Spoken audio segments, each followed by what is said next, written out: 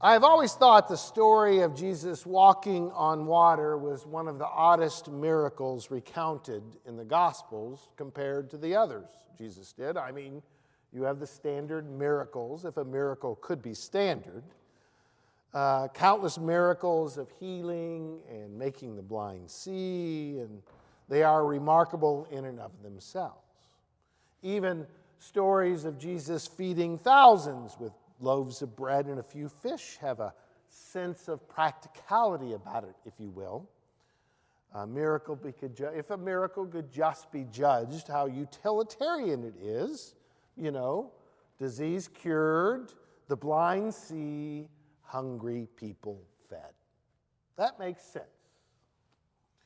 And one of my favorite miracles, though I must admit, done by Jesus, was turning water into wine. Now, it seems somewhat superfluous and impractical, but actually, it's so much fun, who cares, right? People got a party, right?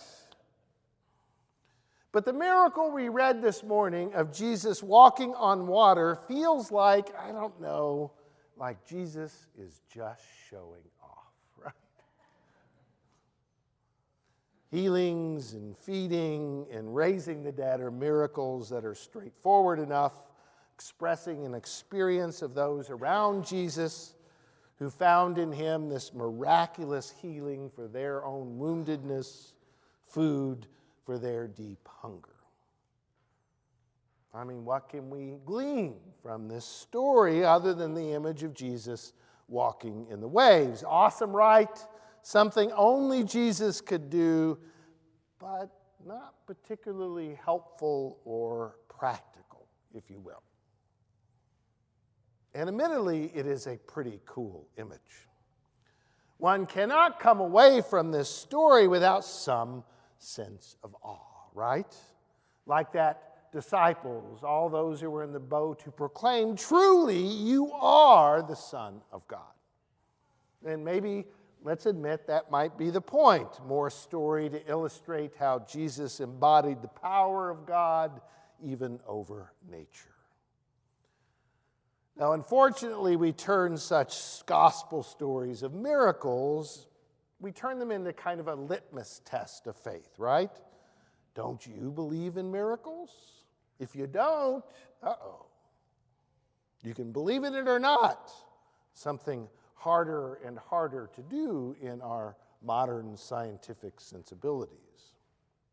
Yet I would propose to you to turn this story and other stories of the miracles of Jesus into a question of whether it's historically true or not.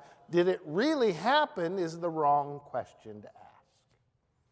That's too shallow a question, an empty approach to these experiences of the early followers of Jesus. And we forget at our own peril, and we should be always reminded that the Gospels were written not simply for us, these disciples, we disciples here sitting in the sanctuary thousands of years later, but written specifically at the time to early movements, early gatherings of Jesus' followers that were becoming a different kind of movement in the world, particularly in the Roman and Jewish world. So these stories were not simply about what Jesus did, but profoundly expressed something that was written for them for how they experienced Jesus in their own lives and in their own communities. So let me put it this way. The question has never really been, did it happen? But more importantly, how is this miracle happening today among us? That's the question. That was true for the first followers of Jesus, and it's true for us here today in this sanctuary. So let's set the stage. Let's pull up the passage. The 14th chapter of the Gospel of Matthew begins, we didn't read this, but begins with Jesus having received word of the beheading of John the Baptist, his cousin, his friend, a spiritual companion in life. And amidst that news, that tragic news, that grief-filling news, he retreats by boat and goes to a solitary place, is what we're told in the beginning in Matthew 14. But a large crowd follows him, hungry for the miracles of healing and sight and feeding. Desperate for his words, desperate for acts of hope and possibility. And it is there then in the next few verses that we read the story of the feeding of the 5,000 that it occurs. And then we are told immediately, right after that miracle, puts disciples in the boat to go ahead of them to the other side. And we are told then he went up to the mountainside by himself to pray. One has a sense over and over, if one reads through the Gospels, one has a sense of this very human Jesus, overwhelmed, I imagine, by human need and the pain around him, by everything called from him. He needs a chance to recharge his batteries, if you will. And in many ways, Jesus is always going off to a solitary place to pray, to do that. And it's a reminder to us to recognize when our own needs lead us to places where we need to go to a sacred space to pray, to be alone with God. Jesus needed it, we need it. It is here in this story that we learn, go ahead and go to the next verse. It is here in this story that we learn the boat is battered by the waves and that they are far from land. And for good measure, the text says, the wind was against them. I love that. Now, what's interesting in these verses is wind and waves are a constant thread through this story. And the wind and waves expresses this kind of chaos and danger embodied in those wind and waves buffeting that boat of disciples. And it's important to say they're far from any safe harbor, not making headway because the wind was against them. Now, the earliest followers of Jesus would hear that story and they would recognize themselves in that boat amidst the winds and waves. They were hunted down. They were persecuted. They were killed by a Roman Empire, soldiers and religious zealots who were threatened not simply because they believed Jesus was the Messiah, but because they believed so much they embodied a new way of life where the men and women, slave and free, Gentile and Jewish, poor and rich, lived in harmony, in peace.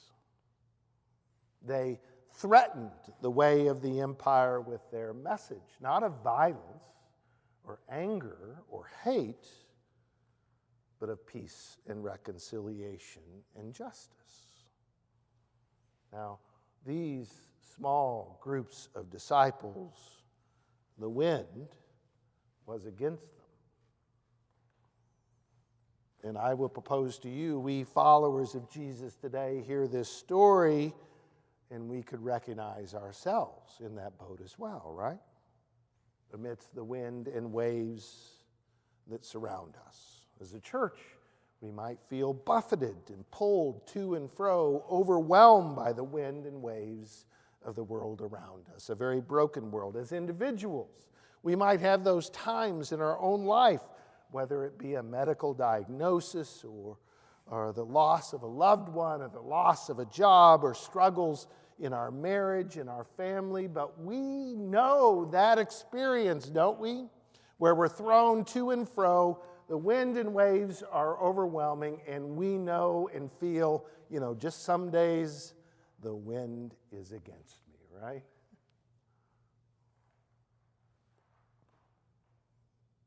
We know that experience. And then we're told early in the morning, Jesus obviously must have been an early riser, I don't know. But early in the morning, Jesus came walking toward them. and they don't recognize him. Now, that might seem an odd detail, but to me it makes sense. I mean, who's expecting Jesus to be walking on the waves and wind blowing? Who's expecting Jesus to be walking by? Imagine, I see to myself, how hard it must have been to see Jesus. Again, sometimes some of the presentation of this story, it's a very calm space, but imagine Jesus is walking in these waves over his head and the wind blowing and the water going in their eyes. No wonder they had no way to comprehend who this was. Water spraying all over them, trying just to stay alive, fear constricting their hearts, and here comes this figure walking in the midst of the waves, unrecognizable. We're told their fear and terror make them unable to see. It's a ghost, they cry out. And let's admit it, it's hard in the midst of the wind and waves to see Jesus. Between the waves tossing us to and fro, the wind blowing water in our own faces, we struggle to see Jesus. Maybe it's our own fear, our own terror makes it hard to see that Jesus is out there dancing on the waves. And if we might catch a glimpse of it, we might think, oh, that can't be Jesus, that's just a ghost. Maybe some imagining in my head, right? And Jesus walks to them and says the words we all probably long to hear in the midst of our boats, in the midst of our fear, buffeted by winds and waves. What does he say? Take heart, it is I. Do not be afraid. Those are words meant for us, not just to those disciples in the boat, not just to the first followers of Jesus, but to us today. Take heart, it is I, do not be afraid. Words that maybe we can trust wherever we find ourselves in the lives overwhelmed by waves and wind against us. Words maybe we should repeat to ourselves that Jesus says to us all the time. Take heart, it is I. Do not be afraid. And that's a great, great message. But the story doesn't stop here. Actually, my favorite part of the story starts here. Peter answered him, Lord, if it is you, command me to come to you on the water. Now, Peter is one of my favorite all-time characters in the Gospels. Because Peter is this embodiment, this representative of every disciple who is this contradiction, both of faith and of doubt. He's the one, when asked by Jesus, who recognizes me as the Messiah? And Peter steps forward and says, I believe. But do you know what happened next? He says, Jesus, you can't go to the cross. That's not what you're supposed to do. And Jesus says to this faithful disciple, Satan, get thee behind me. This moment he's great faith, and the next he just fumbles the ball, right? Or who knows, Peter is the one, we are told, the rock upon which the church will be built, this great embodiment of faith.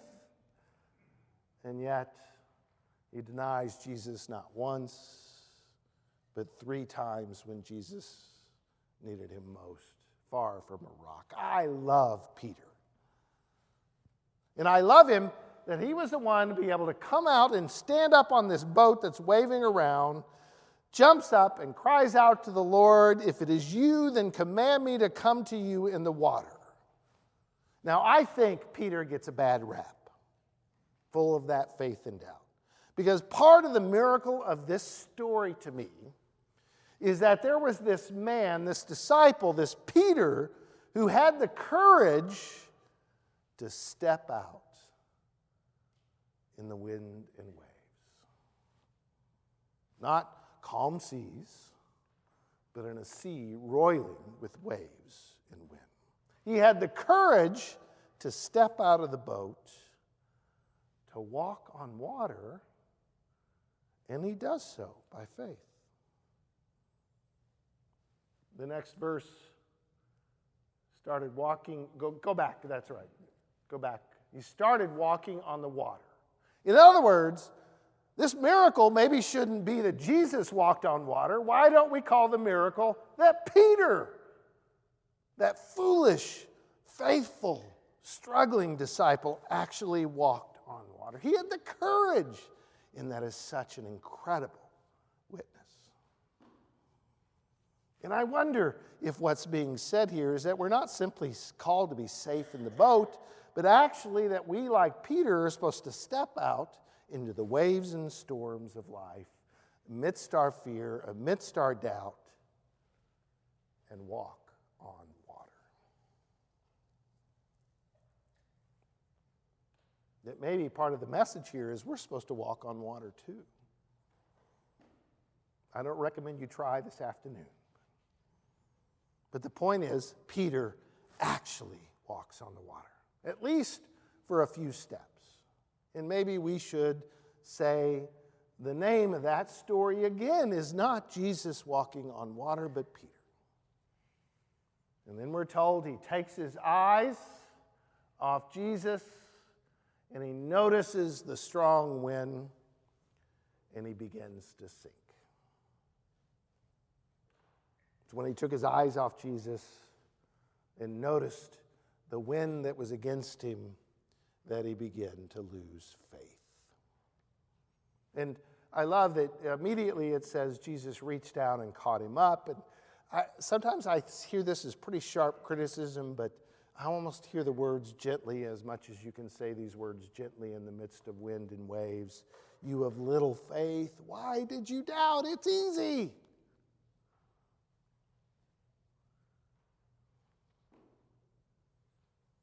And I think it's a message to us, as long as we keep our eyes on Jesus, focused on God, quit paying attention so much to the wind against us, that we begin to dance in the waves.